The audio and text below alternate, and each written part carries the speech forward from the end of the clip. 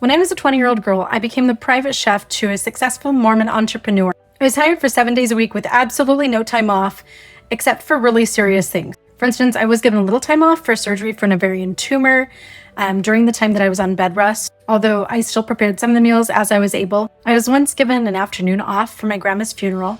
I did also get time off during maternity leave for the time that I was in the hospital, although I did work right up until the delivery for all 4 of my children and had meal prepped ahead so that he could have food while I was giving birth.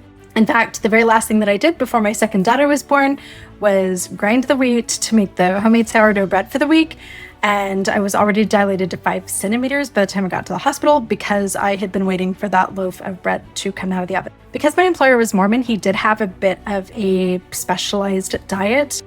Mormons follow a religious health code called the Word of Wisdom, so no coffee, no tea, no alcohol, which meant that instead of coffee in the morning, he wanted a fresh pressed juice with some ginger root and grapefruit. As part of the Mormon health code, there's a huge emphasis on seasonal fruits and vegetables, so he always wanted whatever was in season at the farmer's market. Mormons are also commanded to have a large quantity of food storage on hand, so he had a huge pantry with tons of wheat and barley, and I was expected to learn how to cook from that, which is why we did tortillas and pasta and bread and a lot of baked goods from scratch with stone ground wheat that I put through the whisper mill myself.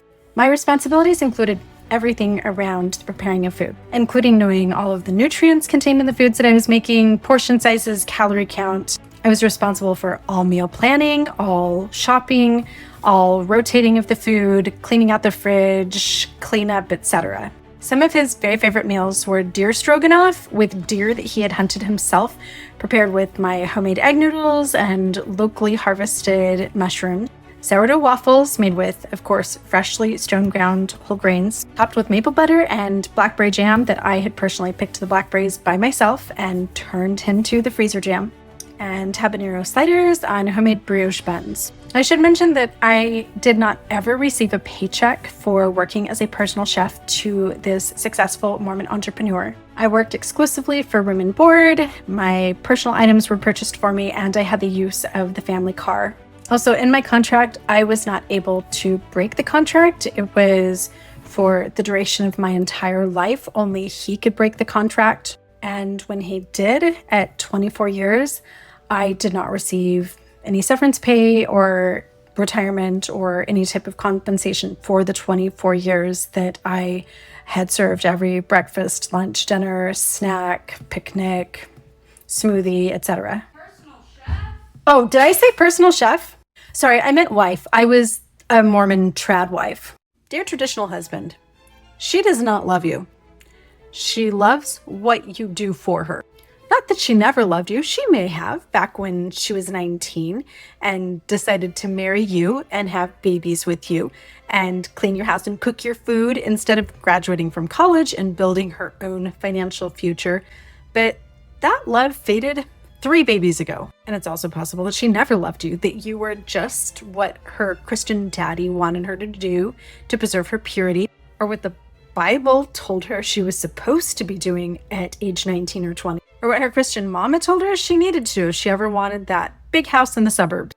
But she doesn't love you anymore. She loves the house, the Audi, the retirement account, the stay-at-home lifestyle that allows her to hit yoga at 9, the Brazilian blowout bar at 10:15, the playgroup pool party at noon, and Whole Foods after nap time. She loves the Crate and Barrel couches, the beachfront timeshare in Maui, and the whole life policy. And all of these things are why she's still slicing the sourdough in her cute little skinny Lululemons with a smile on her face when you walk in the door after work. But that smile is not about you anymore. It's about the things you give her. She has built an entire life out of stuff you give her that she can't get anywhere else. And even though her brain zoned out on the specifics of who you are a decade ago, she knows the hand that feeds her. And she's no more capable of making her own way in the world after decades of tradwife life than your yellow lab or the 6-year-old. But beware, you're just a placeholder. The love of her life is out there somewhere. It might be another man who offers her all that and love and connection. It might be herself. It might be a career that she never even knew was an option. It might be grandbabies or a very low maintenance cat. And the minute she feels that passion, she'll march those little Lululemon legs right out the door and away from all of that and you, leaving you as one of the millions of lonely men on their little keyboards telling all their Facebook friends that they're going to become passport bros because feminism has destroyed the world. 50-50 divorces aren't fair. Stay-at-home moms should be given 100% of everything in divorce and should be awarded alimony for life. First, a little bit of data for background. 80% of stay-at-home moms have zero retirement, which is why elderly females are the most vulnerable demographic in America today, with higher poverty rates than almost anybody. Only around 17% of alimony is ever collected, and that percentage is not necessarily indicative of that alimony being paid on time. And less than 40% of child support is ever paid. And again, some of that 40% is child support that's paid long after the children are grown. 60% of men financially do better after divorce, while 47% of women and children experience poverty post-divorce. So here's some numbers. We're going to do some math from my marriage. I was Mormon tradwife, married to my spouse for 24 years, and I calculated an annual total of $150,000 income. Now, this may or may not be completely accurate. There were years that we would have home sales in addition to our business revenue and have a $500,000 year. And then there were a few years when I was suffering from an ovarian tumor that our income was considerably lower and we had a medical bankruptcy. But as a benchmark here, with $150,000 annual total, the 24 years of our marriage, my husband had an income of just under $3 million. While I personally didn't have a bank account and didn't have access to this money, I supported his ability to earn this money. At the time of our divorce, because of marital waste, because my husband had spent all of the money on women and motorcycles and just garbage, we didn't have a home. We were renting. We didn't own our vehicles. Everything was financed. And the only asset that we did have was cash in the bank, which he took and hid.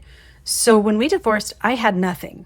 I did get half of everything that we had, which was some Rubbermaid boxes full of camping equipment and pool toys and some of the furniture, including IKEA beds and some antiques.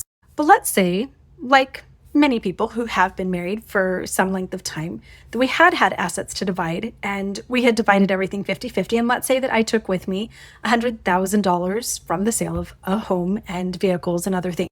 After 24 years of Jake earning $3.6 million, for me to walk away with $100,000 isn't fair. As is the case with all stay-at-home moms, my husband left our marriage with a career, with a resume, with job skills in the real world that didn't disappear because he was divorced. In fact, he had more time to work and could focus on his career had he wanted to. The year we got divorced, Jake earned $200,000.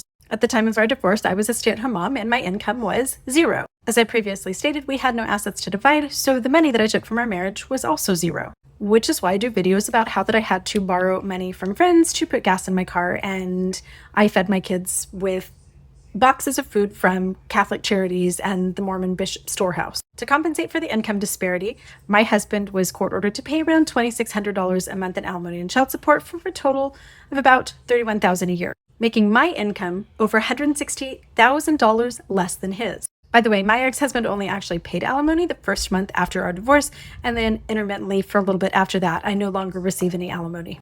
Jake's income, by the way, represents time, money, resources, talents, and work that I put into his career throughout that 24 years. But of course, my name was not on the paycheck. By the way, I had full custody of the kids and 100% responsibility for them. They lived with me all of the time. So if my husband had paid alimony for that 5 years, I would have received over that 5-year time span about $156,000. Had Jake continued at the job that he was working when we divorced for approximately $200,000 a year, in that same 5-year time span, Jake would have earned $1 million. After being a stay-at-home mom since age 20, at the time of my divorce, I was only capable of earning minimum wage. If I take a $15 an hour wage and project it from age 45 to a retirement at around age 70. My earning potential for the rest of my life until I retire is about $750,000. My husband, on the other hand, with the career and the job skills and the resume, etc., in that same 25-year time span, would earn $5 million. The only way that this math adds up is if a man is not your plan. Don't get married until you're at least 25. Don't have babies until you have graduated from college or trade school or something and are established in a career. Don't blend all of your finances. Don't support his career. And absolutely no assumed labor based on gender in relationships. Should you choose to have a baby, split it 50-50. I'm going to take off the first 9 months so that I can breastfeed and recuperate from the birth, and then you're going to take over the next 9 months. I have plenty of male business associates who actually bring their babies to work.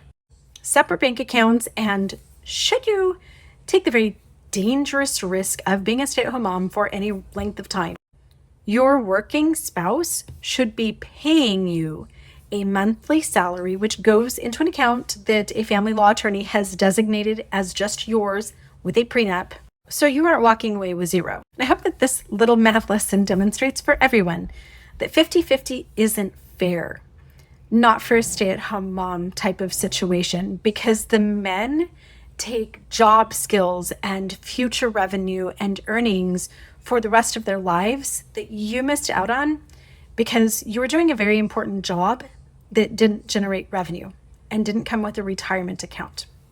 And even if you got the house and the car and the timeshare and all the retirement accounts and everything, chances are the math would not add up to make your investment into your marriage and your family financially pay off, which is why